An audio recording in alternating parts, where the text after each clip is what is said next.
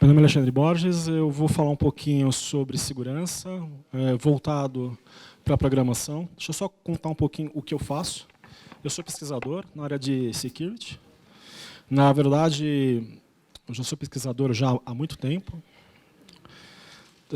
Nós trabalhamos muito com desenvolvimento de exploits e engenharia reversa o tempo inteiro, em sistemas Windows, Linux, Android e iOS. Infelizmente, eu não posso falar muito sobre iOS e sobre Android aqui por cláusulas da própria empresa. Então, o meu foco aqui vai ser um pouco sobre o Windows, porque é mais fácil. Eu tenho 30 minutos, então é um tempo bastante restritivo. A minha empresa, que na verdade ela é uma empresa brasileira e americana, que é a Blackstorm Security, nós trabalhamos basicamente com pesquisa. Tudo que há de mais moderno e avançado possível em termos de security no mundo. A gente acaba trabalhando para alguns governos, não posso falar quem aqui, não é o governo brasileiro. E nós levamos security assim, a níveis bem a sério, sempre com investigações as mais complexas que você possa imaginar nessa área de segurança. Aqui é um pouquinho sobre a nossa palestra, vai ter uma breve introdução. Eu vou falar de algumas proteções básicas que você tem hoje aí no seu sistema operacional, que todo desenvolvedor deveria de saber, e eu percebo que não sabe. Eu sou programador, eu programo em 6 linguagens há muito tempo, e é muito interessante. A maioria dos programadores eles não conhecem sequer, eles abrem um Visual Studio, está lá algumas opções e eles simplesmente não sabem o que são essas opções. E eu percebo que isso é um problema. Por quê? Porque no Brasil nós não temos a cultura de trabalhar com security em desenvolvimento desde o começo. Normalmente, as empresas, quando elas caem na realidade de que, de fato, elas precisam disso, o software já está desenvolvido, eles querem aplicar simplesmente um packer por cima, né, algum tipo de protetor, como se isso resolvesse. Não vai resolver, certeza absoluta, simplesmente é um paliativo por algum tempo. Tá? Aqui são as minhas últimas palestras que eu dei na semana passada na Itália, o DEFCON, Confidence na Polônia, na China o DEFCON, Hack in the Box em Amsterdã e o DEFCON no ano passado. A semana que vem, agora, na quinta-feira, eu vou para a África do Sul para também falar um pouquinho sobre security. Vamos lá. Os desenvolvedores eles são as pessoas mais queridas por nós que exploramos softwares. Por quê? Porque eles sempre deixam muitas falhas e com essas falhas a gente ganha dinheiro. Para quem já acompanhou, existem algumas companhias no mundo que elas compram exploits. E essas companhias pagam muito dinheiro, mas muito dinheiro, na casa de 1 milhão. Então, eu coloquei aqui um mapa, que não é meu, é do Zerodium, de quanto eles estão pagando por exploits em cada área, em termos de sistemas operacionais. Tanto sistemas operacionais, vamos dizer, desktops, como estão aqui, Windows, Mac e Linux, como também na parte de mobile, né, que é iOS e Android. Veja, só existe exploração de software, por quê? Porque quem desenvolveu o software não levou segurança a sério. Então, a grande brincadeira é fazer o quê? Achar falha, escrever um exploit, explorar e vender. Só que, veja, governos do mundo inteiro estão comprando exploits a rodo. Governos... em 2016, uma empresa americana ela foi clara, ela tentou me contratar para que eu trabalhasse para ela para desenvolver exploits para o governo americano. Então, note, só há exploit porque há falha. E só há falha porque nós não temos a cultura de, durante o desenvolvimento, levar a segurança em jogo. Dá uma olhada nesse gráfico. Esse gráfico aqui é um gráfico do Matt Miller, que é da Microsoft. E alguns exploits de Zero Day, se eles funcionaram ou não nas últimas versões, né? Vocês reparem o seguinte, está vendo aqui, ó, o exploit de Zero Day ele funcionou para uma versão de Windows, e aqui tem alguns acompanhamentos se funcionou ou não. O mais interessante é que a maioria das oportunidades que esses exploits são explorados, que eles são usados, as máquinas não estão atualizadas, não estão com as últimas proteções. Aliás, os desenvolvedores sequer sabem que essa proteção existe. Não é? Aqui um outro gráfico muito interessante, né? Razão por não funcionar, porque havia uma mitigação, porque não era afetado pela vulnerabilidade, ou outra. Vocês reparam o seguinte, que quando há mitigação, a falha diminui muito. Então, é interessante, quem desenvolve, quem codifica todo dia, e eu faço isso muito, porque eu trabalho com engenharia reversa, você deve saber quais as proteções que o sistema operacional ele te oferece, para que você saiba como trabalhar com elas e reduza a chance de sofrer uma exposição. Lembre-se, para uma exposição para uma empresa é fatal. A bala marca e, com isso, você pode até ter problemas futuros para novos clientes. Né? Então, vamos lá. Esse aqui é um caso real de mais ou menos coisa de 1 mês e meio, 2 meses atrás. Tá? Então, olha que interessante. Havia uma falha num site que me permitia uma exploração de uma vulnerabilidade web, né, XXE. E olha que interessante, o hacker ele fez o quê? Usando essa falha, injetou um código lá. Nesse caso, em específico, era um código malicioso, injetando em um DTD file. Esse código rodava. Esse código buscava externamente um dropper. Esse dropper vinha, então já era o segundo payload, ou seja, o primeiro payload era do XXE, o segundo era desse dropper. Esse dropper buscava um terceiro payload, que era um payload composto, em 2 partes, código nativo e código gerenciado em .NET. O código nativo era o quê? Era injetado em um outro processo, usando uma técnica, que não vem ao caso aqui, usando IPSI injection. Tá? E o que acontece? Quando esse código nativo era injetado, ele decodificava aquele payload de código gerenciado. Esse payload de código gerenciado, ele simplesmente se comunicava com a internet mais uma vez, e pela 4ª vez ele baixava o exploit real. E o exploit real fazia um estrago violento, que nesse caso era inclusive um rootkit. Note, só surgiu isso por um único motivo, porque havia uma falha. Só que os hackers hoje não usam a falha apenas para tomar o controle. Eles usam a falha para infectar uma companhia. E com um rootkit, eles permanecem o quê? Abaixo do radar. As suas proteções, aqueles produtos que vocês investem, não servem para nada. É uma grande piada. Então, assim, existe uma série hoje de exploits que rodam em ring 0, no caso, é um rootkit, ring -1, que afeta hypervisors, ring -2, que afeta a plataforma, nesse caso BIOS ou UEFI. Esses caras rodam totalmente fora dos seus produtos de security, das suas defesas. Mas para chegar neles, existia uma falha. E foi uma falha feita por um desenvolvedor web em uma página. Então, para vocês entenderem o quão crítico isso pode ser para a sua empresa e para o seu negócio. Eu fiz até um gráfico aqui desse passo a passo que eu acabei de falar. E olha que interessante. Nesse caso, eu tinha uma aplicação nativa fazendo o quê? Um load de uma aplicação gerenciada, de um código gerenciado. Eu até fiz aqui a parte de código. Eu não vou falar aqui porque eu tenho pouquíssimo tempo, mas eu coloquei aqui o passo a passo com as APIs e com as interfaces. Tá? É bem fácil, isso daqui é bem simples mesmo. Né? Esse rootkit, quando ele entra, lembre-se, aí você fala assim, puxa, Alexandre, eu tenho lá na minha empresa uma série de produtos fazendo a monitoração. Não pega?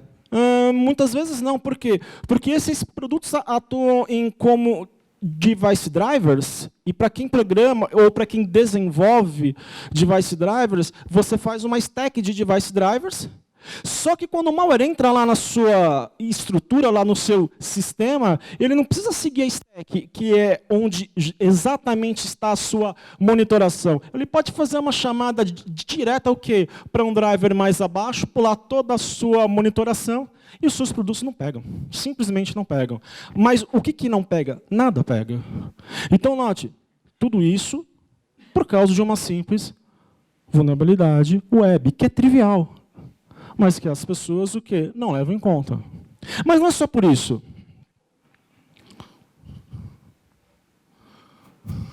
Olha que interessante, isso aqui eu estou no WinDebug, é um debugger para Windows de kernel, né?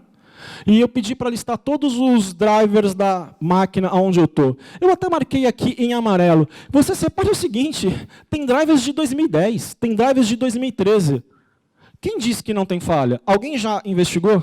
É por aí que a gente investiga. Toda vez que a gente tem um driver antigo, vale a pena você fazer o quê? Uma investigação e tentar descobrir uma falha naquele software. Agora, vamos escalar um pouquinho mais. Você aplica updates na sua empresa com constância? Quantas vezes que você atualiza um firmware, por exemplo, de disco, de máquina? Com o tempo vai passando, você fala o seguinte, está funcionando? Então eu não tenho que fazer nada, mas isso é um erro. Por quê? Porque tem alguém vendo, e esse alguém somos nós, quem estamos pesquisando. Então, não é razoável eu olhar para uma máquina dessa e ver drivers de 2010. Aqui é um pouco mais complexo, isso daqui é um sistema de boot na sua máquina, Windows, então você vem desde lá da sua UEFI, que é o seu, né, que é a sua BIOS mais nova, vamos dizer assim. Hoje não existe mais BIOS, né? As máquinas novas trabalham com UEFI, né? Então você boota a sua máquina e você passa por todas as fases até chegar no seu Windows. Os ataques podem acontecer em todos os pontos aqui. Existem algumas proteções que estão aqui em amarelo, mas note, ninguém nota isso, ninguém dá bola para isso. As pessoas acham que isso é brincadeira, que, puxa vida, tem alguém já pensando nisso, e não tem. Né? Os últimos malwares mais modernos atacam a plataforma, ou seja, eles comprometem tudo antes de entrar o sistema operacional. Então, quando você boota a sua máquina, já está comprometido. Acho que vocês acompanharam um tempo atrás o problema lá dos processadores Intel, né, com uma falha de segurança inerente do processador, que basicamente o quê? Que basicamente ele explorava uma falha de branch prediction, né? Então, ou seja, se você não sabe, quando o sistema operacional, quando o processador ele tem uma série de instruções para realizar e tem tem um branch de decisão, ele tenta se antecipar.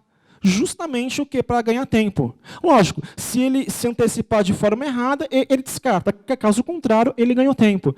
Só que era possível você fazer uma manipulação disso. Né? E essa manipulação, ela me dava, ou me dá ainda, a possibilidade de executar um código malicioso a qualquer instante. Quantas pessoas que sequer checam isso na sua máquina para ver se estão usando algum tipo de proteção? Quer ver, quem desenvolve aqui em .NET, se você abrir lá o Visual Studio, existe uma opção chamada de Spectre, que é o nome do ataque. Muitas pessoas nem sabem o que é aquilo. Não é? Nem sabem o que é aquilo. E as pessoas não levam em conta. Dá para você fazer um check lá na sua máquina, usando PowerShell, e você fazer toda uma checagem de quais as proteções que estão aplicadas na sua máquina, em termos do quê? De proteção contra essa falha. Vamos falar um pouquinho de falhas básicas, né? Isso daqui foi onde tudo começou. As pessoas não sabem até hoje não sabem o que é um Stack Overflow. Elas sempre me dão uma explicação muito simples. Mas, basicamente, eu consigo fazer o quê? Eu consigo estourar o espaço de uma variável e sobrescrevendo, e sempre a minha ideia é o quê? É conseguir tomar conta do endereço de retorno de uma função. Porque, a partir dali, eu posso redirecionar para o meu shellcode e eu tomo conta da minha máquina. E tudo isso começou assim. Hoje a gente não faz mais assim, porque o número de proteções, né, nessa área são muito grandes. Só que o pior, os desenvolvedores não fazem ideia de quais proteções existem. Existe proteção para você proteger a pilha, para que a pilha não seja executável. Se você abrir lá o seu Visual Studio, você vai ver lá, NX Compat. Simplesmente uma proteção, que vai habilitar o DEP para que a sua pilha não seja executável. Para que o quê? Para que ninguém consiga fazer o quê? Rodar um shellcode ali. Mas existem outros truques para você desabilitar essa proteção. Por exemplo, isso aqui é um esquema de hope, né?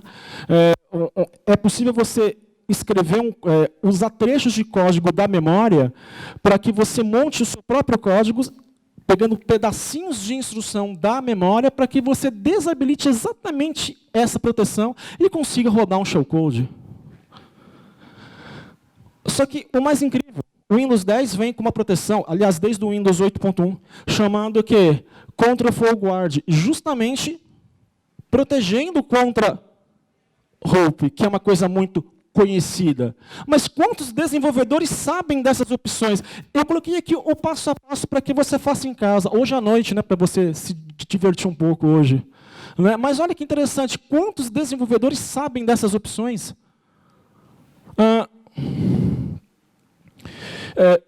Aqui eu descrevo rapidamente como que é feito o Control Flow Guard, mas olha que interessante, agora no Visual Studio 2019, Release 3, você tem a opção Set Compat. O Set é a mesma proteção de hope, mas é uma proteção a nível de processador. Quantas pessoas conhecem isso daqui? Alguém aqui? Alguém? Para você ver como estamos. Quando você pode checar qualquer tipo de programa no Windows, está vendo ali? No caso, estou dando um dump bin em cima lá do Notepad, e você repara, ele tem algumas proteções habilitadas aqui, entre elas, contra o Flow Guard. Mas o desenvolvedor não sabe disso. Como é que pode? Existem outras proteções contra Stack Overflow, que é cookies. Existe a SLR, que é o quê? É justamente para que quando o seu módulo seja carregado, ele seja carregado sempre o quê? Sempre em endereços diferentes. Ou seja, se eu chamar a aplicação 10 vezes, os módulos dela, eles carregam 10 vezes endereços diferentes. Ou seja, é justamente para que eu impeça o atacante de escrever um exploit fazendo algum tipo de endereço hard-coded. Ou seja, eu tiro a previsibilidade de quem escreve exploits.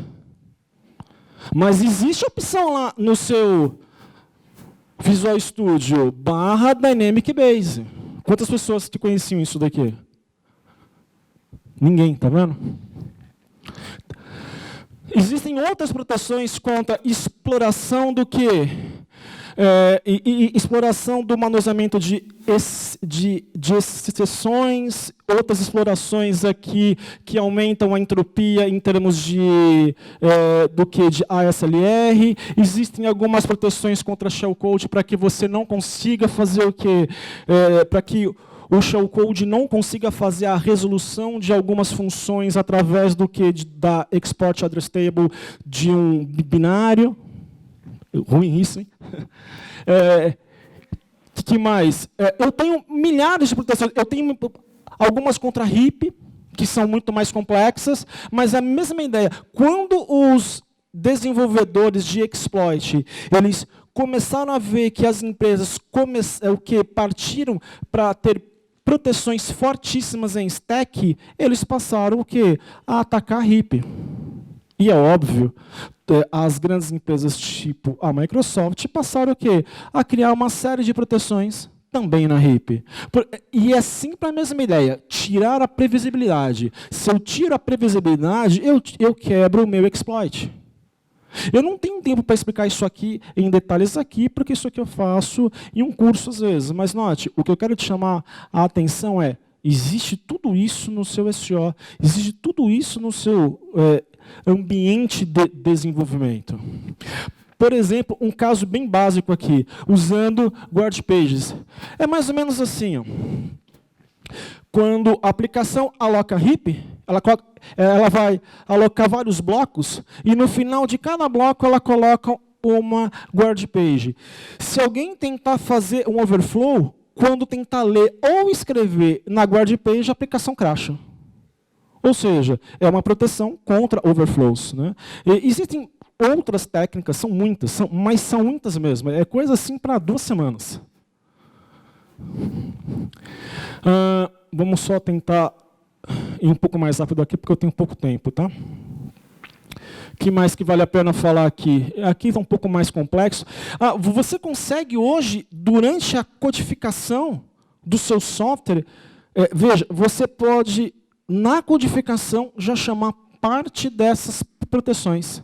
Então, você está codificando o seu software e, na codificação, existem algumas funções, principalmente essa, Set Process Policy, que você consegue o quê? Setar algumas mitigações durante o seu desenvolvimento, sem depender do próprio SO estar ou não estar setado com essas proteções. Então, existe uma série de políticas, está vendo aqui, habilitando contra a DEP, contra a ASLR e muitas outras, contra o FlowGuard, por aí vai. Veja, então, não depende do meu SO. O meu próprio software, quando vai rodar, eu já consigo fazer com que essas proteções entrem em vigor, para a minha aplicação. Então, existem vários tipos de checagem, contra pivoteamento de stack, contra hope, e por aí vai, né? Existem algumas proteções bem modernas do Windows 10, que é a ACG, né? Arbitrary Code Guard, que vai basicamente o seguinte, ele dita o seguinte, que uma página de memória, ou ela é executável, ou você pode escrever, não as duas coisas. Com isso, você detém o quê? Exploração de software através de alguns exploits. Aqui eu te coloco como você fazer isso na linha de comando habilitando ACG, muito fácil. Existem outras proteções. E olha que interessante, essas são as proteções antes de eu compilar. Existem algumas depois. Eu posso pedir para fazer a verificação da minha aplicação, para saber se existem falhas graves ali. Eu posso, inclusive, setar algumas verificações de RIP, para saber se quando eu fiz a minha aplicação, eu deixei falhas ou não. Aqui, é muito interessante, eu consigo, com esse plugin, ou vamos dizer, com essa extensão, eu consigo ver na minha máquina, para uma aplicação em específica, quais proteções estão habilitadas, ou ainda consigo fazer o quê? Para todos os meus módulos, né, as minhas DLLs, eu sei o quê? Eu sei exatamente o quê? Cada módulo, quais proteções estão ou não estão habilitadas. Então, para você ver. E, por fim, a parte de anti-reversing é o seguinte, tenha certeza, todo mundo vai tentar reverter a sua aplicação. Sempre. Sempre. Para quê? Para fazer cópia. Sempre. E 99% dos desenvolvedores não levam isso em conta, ou seja, eles desenvolvem um software e esquecem que vai ter alguém para fazer a cópia desse software sempre. Espionagem, não, veja, espionagem, exploração, infecção, não importa, vai ter sempre alguém tentando fazer isso. Então, existe uma série de técnicas aí, né? É lógico, né, que, exemplo, uma técnica básica. Quantas pessoas aqui que fazem fusing do seu software? Para fazer fusing é como se fosse um teste de stress, mas não é stress. Você faz entradas aleatórias, entre aspas, para ver o que, se a sua aplicação crasha ou não. Quantas pessoas fazem isso no desenvolvimento aqui? Rapaz, viu? É uma? Só uma. É sempre não, não, não. Veja, existem várias técnicas de fuse, existem vários aplicativos para isso. Existe Taint Analysis, que você pode fazer uma entrada e saber até onde que essa entrada ela afeta a saída. Aqui eu coloquei várias coisas. Uma coisa que eu faço muito, eu pego um software, crio uma árvore AST, faço uma análise de segurança e faço um refactoring desse software. Por quê? Porque nessa análise eu pego falhas. Tá?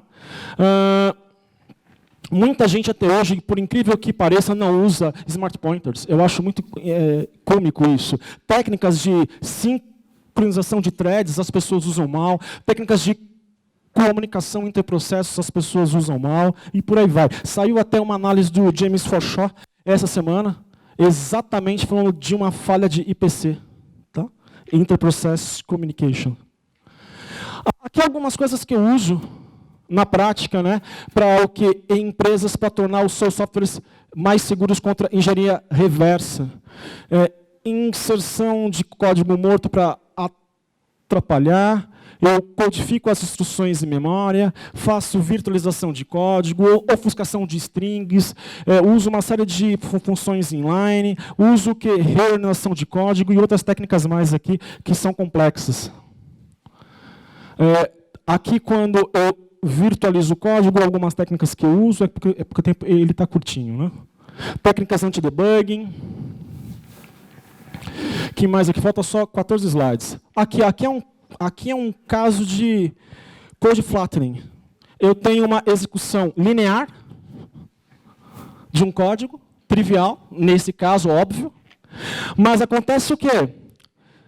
Quando eu abro isso no IDAPRO, é muito fácil de fazer a leitura, porque a execução ela é linear.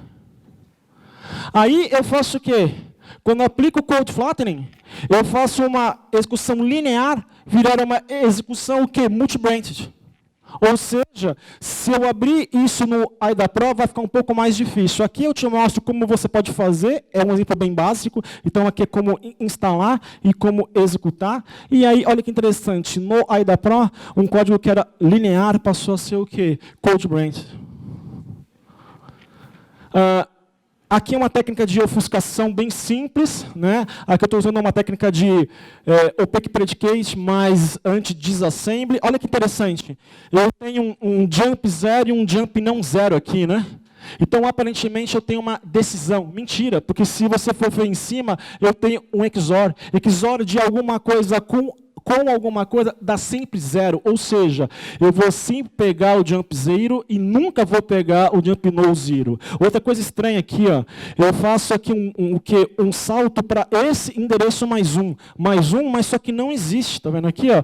Ou seja, eu estou saltando para o meio dessa instrução, ou seja, o IDAPRO ele decodificou essa instrução de maneira errada.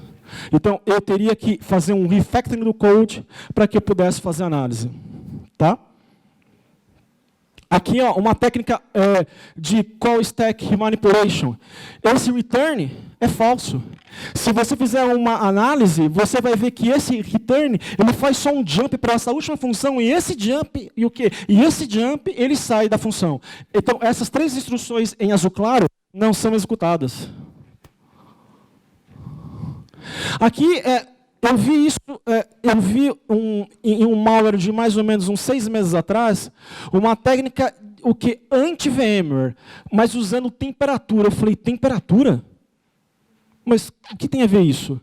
E aí eu fui fazer uma investigação. Eu descobri, e aqui eu dou passo a passo, que dentro de uma máquina virtual, não tem sensor de temperatura, óbvio. Então, o que esse malware ele fazia? Ele checava a temperatura e se ele achasse uma temperatura é porque estava dando o quê? Em uma máquina física. Se ele não achasse, é porque estava dando o quê? Em uma máquina virtual. Como isso estava sendo feito na época que eu vi no código feito em PowerShell, eu fiz rapidamente, isso aqui eu fiz em 3 minutos, em C#. E eu faço esse teste exatamente o quê? Checando o probe de temperatura. Então, a minha conclusão aqui é o seguinte: leve a segurança de um projeto desde o começo, nunca no final, ou nunca, nem sequer no meio. Veja, sempre em todas as fases. Lembre-se, haverão attackers, tipo eu, louco para pegar você. Aprenda as proteções de SO, você tem que, veja, para que você possa ter uma proteção, você deve saber quais existem antes, para que você implemente as que já estavam lá e as suas. Cuidado, nós sempre vamos querer fazer um reversing do seu código, porque nós adoramos o seu código, já que você trabalhou arduamente, eu só copio, fica muito mais fácil. Né? E é óbvio, né? Lembre-se, em algum lugar, tem sempre alguém escrevendo um exploit, tipo eu. Muito obrigado pro staff do evento. Em especial, eu queria agradecer a Amanda e a você que está tirando uma tarde aí do seu sábado para vir ver aqui um louco falar sobre um assunto louco também. Né? Lembre-se que o melhor dessa vida são sempre as pessoas. Né? Senhores, está aqui os meus contatos. Muito obrigado. Tenham um excelente dia.